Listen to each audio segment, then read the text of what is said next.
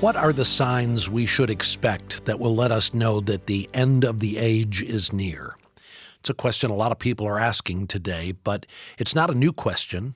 Jesus' disciples ask him the same thing. And today on Truth for Life, Alistair Begg is teaching from Mark chapter 13, verses 5 through 13. He's titled today's message, Signs of the End.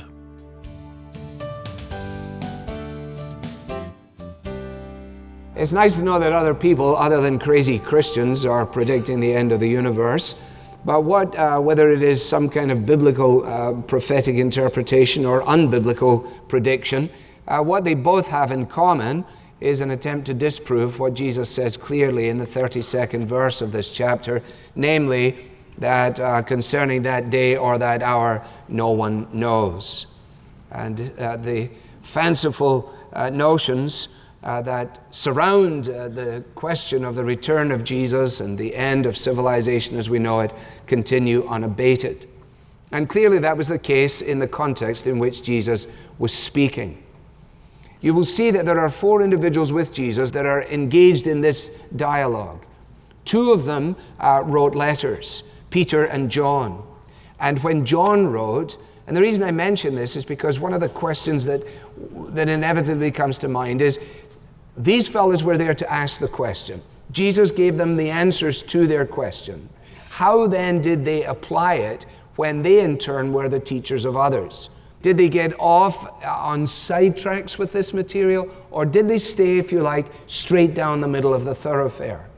Well, the answer is in 1 John chapter 3, see what kind of love the Father has given to us, writes John, that we should be called children of God, and so we are.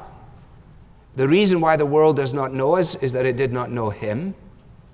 Beloved, we are God's children now, and what we will be has not yet appeared. But we know that when he appears, we shall be like him, because we shall see him as he is. There's not any doubt in his mind. This is not theoretical. This is absolutely practical. And he drives home the implications of it on this occasion. And everyone who thus hopes in him purifies himself as he is pure. When Peter writes his first letter to the scattered Christians of his day, his introduction to his letter is along the same lines. 1 Peter chapter 1 and verse 3, Blessed be the God and Father of our Lord Jesus Christ, he says. Begins with this great exclamation of praise. According to his great mercy, he has caused us to be born again to a living hope through the resurrection of Jesus Christ from the dead, to an inheritance that is imperishable, undefiled, and unfading, kept in heaven for you, who by God's power are being guarded through faith for a salvation ready to be revealed in the last time. And then he goes on to say, and in this you rejoice, even though for a little while you may face trials of various kinds, in the fact that you know that these trials have come to test your faith so as to prove how genuine it is. And you may be in no doubt that this same God who is bringing you through this is guarding you and keeping you and will bring everything to fulfillment and to fruition.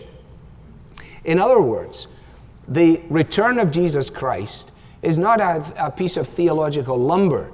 And it comes across clearly then in the way Peter writes. He starts from the fact that God the Father has displayed his mercy in the atoning death of his Son. This has been applied to the lives of those who have believed. They have been born again to a living hope. That living hope is on account of the resurrection of Jesus Christ from the dead. If he was still in a Palestinian tomb, there is no hope. But he is not. He is risen. He is the ascended King. Therefore, there is an inheritance that is not like your retirement package, is not like your stock portfolio, it's not like all your stuff that will eventually go in a garage sale. It is not like that at all. It is imperishable, it is undefiled, and is kept in heaven for you. For who? For those who are awaiting the return of Jesus Christ. The absolute, visible, physical, glorious, definite return of Jesus of Nazareth. So don't let any of us be in any confusion concerning this. Nobody is standing back from that which is main and that which is plain. Jesus has promised he will return, and the Christian lives in expectation of the return of Jesus. Either he will come for us first, or we will go to meet him. But see him we will, and return he will, even as he's promised. Now, not everybody believes this. Not even some people who apparently profess themselves to be Christians believe this. I hear people telling me that the return of Jesus Christ was a spiritual return, and that he returned in the hearts and minds of his followers, and that's what stirred them up post-resurrection and so on. It's a kind of futile notion. And liberal scholarship just dismisses Mark chapter 13 just wholesale. And the equivalent passages in 24 of Matthew and 21 of Luke. It just says Jesus didn't say any of this stuff. But that's the standard by which liberal scholarship works. We are not starting from there at all. No. Jesus, in this discourse on the Mount of Olives, is pastoral in his concern, strengthening and sustaining the faith of his followers. And the request, which we've noted a couple of times now, is there in verse 4. Tell us when will these things be, and what will be the sign when all these things are about to be accomplished. The mind of the disciples cannot conceive of a time without the temple in Jerusalem, and therefore they collate two things. One, the destruction of the temple, and the end of the age. When is all this going to unfold? And that kind of twofold dimension then runs, as we've said, in a telescopic fashion all the way through the reply of Jesus. So the request is straightforward, and the response, you will notice, begins in verse 5. Mark tells us that at that point Jesus began to say to them, first of all, do not be led astray. See that no one leads you astray. In other words, what he's saying is there's a real possibility that you could be led astray. There's no reason to say, see that you're not led astray, if there's no chance of being led astray. The means of grace that God has given to us in the reading of the Bible, in prayer, in the fellowship of his people, in the sacraments of baptism and the Lord's Supper, in the issues of church discipline and so on. All of these things are to be attended upon so as to ensure that we are not led astray. You neglect your Bible, you may be led astray. You neglect the worship of God's people, you may be led astray. One coal taken out of the fire, put over by itself, will very quickly go out.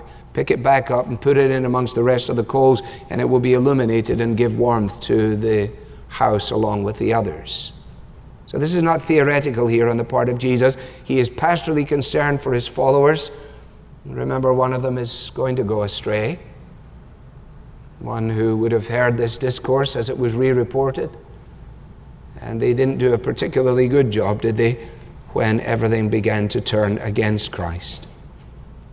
Now, this is an important word, isn't it? See that no one leads you astray. And then he explains why this is pressingly important. Because, verse 6, many will come in my name, saying, I am he, and they will lead many astray. They will lead many astray. Now, obviously, that is true of that time, but it is not limited to that time. Because the whole of human history is full of charlatans, arising generation after generation, either mismanaging the words of Jesus, attempting to portray themselves as Jesus, or explaining that Jesus means very little without their explanation, because they actually are the prophet that was the one who needed to explain the prophecies that were contained in the Bible. Many will be led astray. Many will be led astray.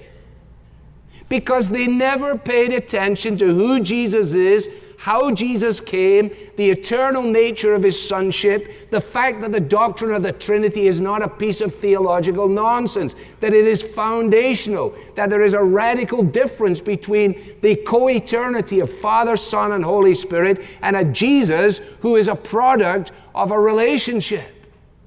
It's vastly different. Well, we'd like to know about the end of the temple and the world and everything else. Well, let me just say one thing to you. Make sure you're not led astray. For people will come saying all kinds of things, and many will be led astray. Many will be led astray. Here's a situation where there's no safety in numbers, loved ones. No safety in numbers. That's his first directive. Secondly, he says, and I do not want you to be led astray, and I do not want you to be alarmed. I don't want you to be alarmed. When you hear of wars and rumors of wars, do not be alarmed. Why does he say do not be alarmed? Because wars and rumors of wars are a basis for alarm. And if you throw in famines and earthquakes and the movement of nations against one another, these are all the kinds of things that can unsettle a person. And at the end of verse 8, these are but the beginning of birth pains. See what Jesus is saying? Many of the things that are going to happen to you fellows will appear to be signs of the end of the age. But they may not actually even be signs of the imminence of the end of the temple. And once again, if you read history, you discover that of course there were wars and rumors of wars. Of course there were all these kinds of things. There were earthquakes and there were famines. But why would we think there wouldn't be? Because we all have a kind of end of the universe mindset. I never met anybody who thought that the end of the age was actually, I shouldn't say I've never met anybody. Most of the people who talk about the end of the world, they always talk about the end of the world is coming like next Tuesday. I don't ever hear very many people explaining that they think the universe is going to go on for 2,500 more years. I mean, you can't write a book on that. Nobody cares. What possible relevance does it have? No, everybody's always on the now. As if this is the first time in the universe there were famines, or earthquakes, or wars, or rumors of wars, or international peace conferences. Never lived a year yet without earthquakes, or without famines, or without international crises. Does it exhaust it prior to 70? Of course not. Once again, you got the telescope. You got the interweaving of these things. Instead of being troubled or preoccupied by them, the believer is to recognize that these are just, and the metaphor he uses is a good one, the birth pains. I met somebody this week, I said, when's the baby due? She said, well, such and such a date, but she said, we're not sure. Of course you're not sure. May come early, may come a little late, we don't know. He's kicking, we understand that. She's kicking, or they're doing the Branson Hicks or whatever those things they do, but they're just the beginning of the birth pains. Now that's what Jesus is saying. The metaphor is a great metaphor because you see, for a Jewish woman, without giving birth, her life was robbed of meaning. If she didn't give birth, she had no goal. So the beginning of the travail for a Jewish woman meant that now the significance of her life was going to be there for all to see in the fulfillment of her desire. It began with the pains, and the pains are the promise that she's going to have what she waits for with longing. And so Jesus says, when these pains come, the sufferings that come along with them will be an indication of the fact that there is a day coming that will give meaning to your lives as well. Thirdly, verse 9, I want you to be on your guard. See the way he does this? See that no one leads you astray, and let me tell you why, because many people will be involved as charlatans. Then when you hear about wars and rumors of wars and stuff, do not be alarmed, because it's not the end, it's just the beginning of the birth pains. And there's no guarantee then about the time that exists between all of that movement and stuff and the actual arrival. Thirdly, be on your guard. Why? Well, because they're going to deliver you over to councils and beat you in the synagogues, and you'll stand before governors and kings for my sake. I mean, when's the last time you had any thought of being taken into a synagogue and given a jolly good beating? And there hasn't been a king around here for a couple of 100 years at least, and even if he showed up, we'd probably give him a beating rather than he gave us a beating. So there's little application there, is there? Not immediately. And you will notice that the reason for the suffering that they're going to face is, according to just 3 words there at the end of verse 9, for my sake. For my sake. And then down again in verse 13, you will be hated by all for my name's sake. For my name's sake. It's not that these people are disruptive in the culture. They're standing out in the street with signs and whatnot. Not necessarily, no. No, it was just that the people, the Jews hated them because of what they said concerning the messiahship of Jesus. And the Gentiles hated them as well, these strange people who were cannibalistic. So they thought, why else would they be gathering in places and eating the body and blood of their Messiah, Jesus of Nazareth? Now, you don't have to read into the Acts of the Apostles for very long before you realize that what Jesus says here takes place. Peter and John are imprisoned They're released, they're arrested, they're beaten. Stephen is stoned. James is killed by King Herod. And so Jesus says, this is what is going to unfold for you. It's going to give you an opportunity to tell the truth about who I am and about what I have done. And interestingly, you will see that verse 10, just one little sentence, nestles in there between verse 9 and verse 11, which I recognize is where you would expect verse 10.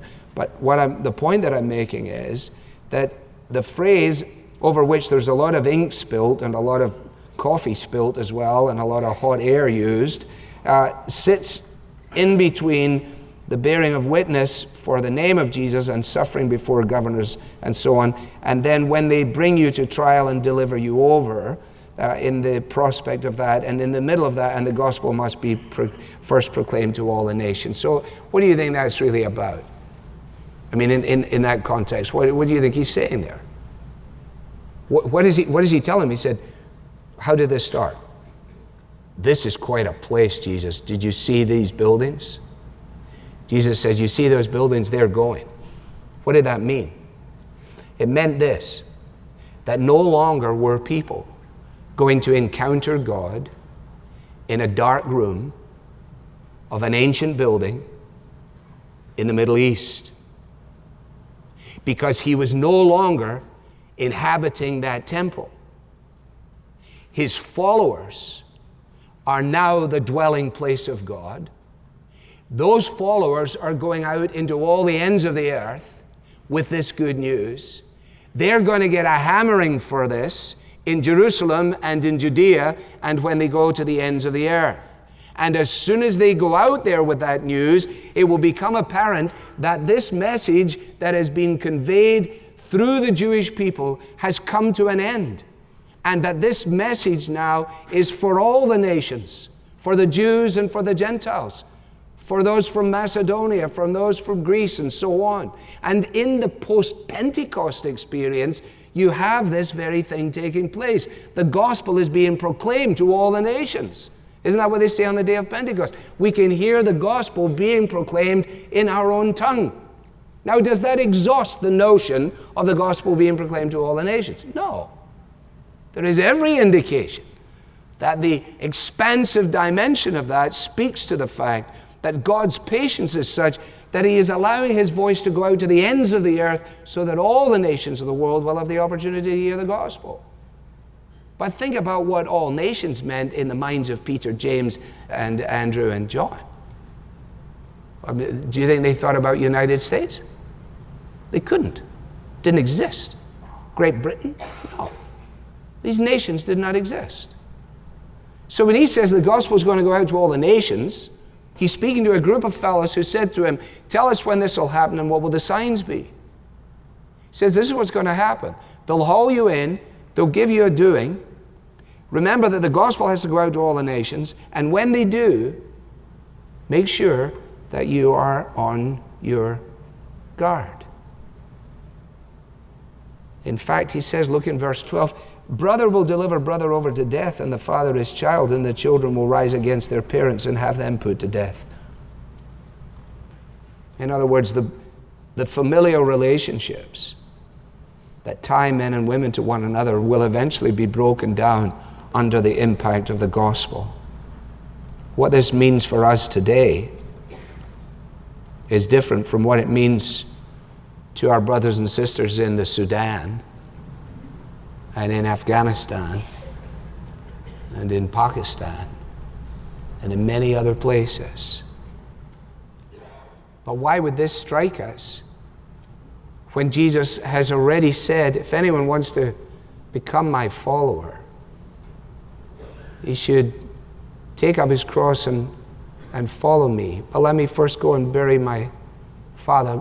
Let the dead bury the dead. But I've got a business, I got a field. Forget your field. Yeah, but I've got family ties. Forget your family. What? You see, unless those umbilical cords are severed in the core of a person, however would we ever be able then to face the challenge that is represented here? But he says, I want you to know that the one who endures to the end will be saved. It's what you have in the book of Revelation. Be thou faithful unto death, and I will give you the crown of life. You see the cohesion of the chapter then. Tell us what will these things be and what will happen. He says, don't be led astray, because if you're led astray, you won't continue to the end. And if you don't continue to the end, you won't be saved. Don't allow these things to alarm you and unsettle you and knock you off your horse, because if you get knocked off your horse, you won't continue to the end. And if you don't continue to the end, you won't be saved. And be on your guard, because you're going to be brought under the persecuting gaze of those who hate you for my name's sake. And if you allow that to disestablish you, then you won't continue to the end. And if you don't continue to the end, you won't be saved. It is the one who endures to the end will be saved. Well, you say, but I know, but I mean, you just endure to the end. If you're saved, you endure to the end. How do you endure to the end if you're saved? By enduring to the end. By keeping yourself in the love of God.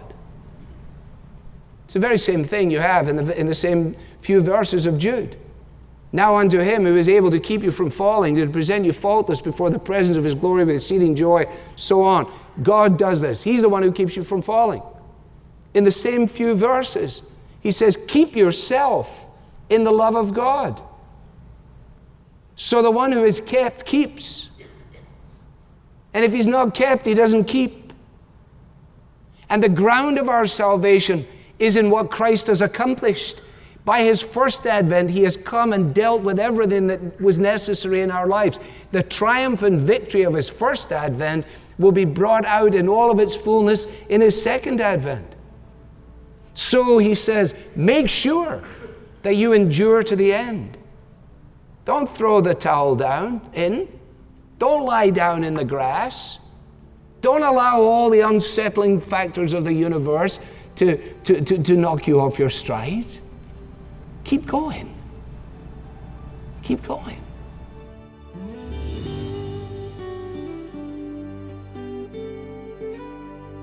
Clearly, this admonition from Jesus applies to us today, and perhaps no more so than right now as we feel the birth pangs of his second coming. You're listening to Truth for Life and a message from Alistair Begg called Signs of the End. And rather than allowing the current cultural tensions to somehow knock us off our stride, as Alistair said, how much better for us to invest our energy in walking faithfully with Jesus as a devoted disciple in any circumstance. At Truth for Life, we've been impressed by a classic book written by the late British theologian John Stott. The book is called The Disciple. The book is filled with biblical wisdom, especially for Christians who are struggling to know how to interact with the present-day world. John Stott explores 4 key parts of discipleship: how we hear from God, how we keep from allowing our emotions to overtake us, how to think wisely and rightly about our vocation, and how to love one another more effectively. We'd be happy to send you a copy of The Disciple. It's yours when you give to support the ministry of Truth for Life. To give and to request a copy of The Disciple, you can click on the book image in the mobile app or go online to truthforlife.org. You can also call 888-588-7884. Jesus told his disciples that a day of tribulation was coming. It would be unlike anything they'd ever witnessed before. But what did he mean by that? I'm Bob Lepine. Hope you can join us again tomorrow as Alistair presents a message called Be on Guard. The Bible teaching of Alistair Begg is furnished by Truth for Life, where the learning is for living.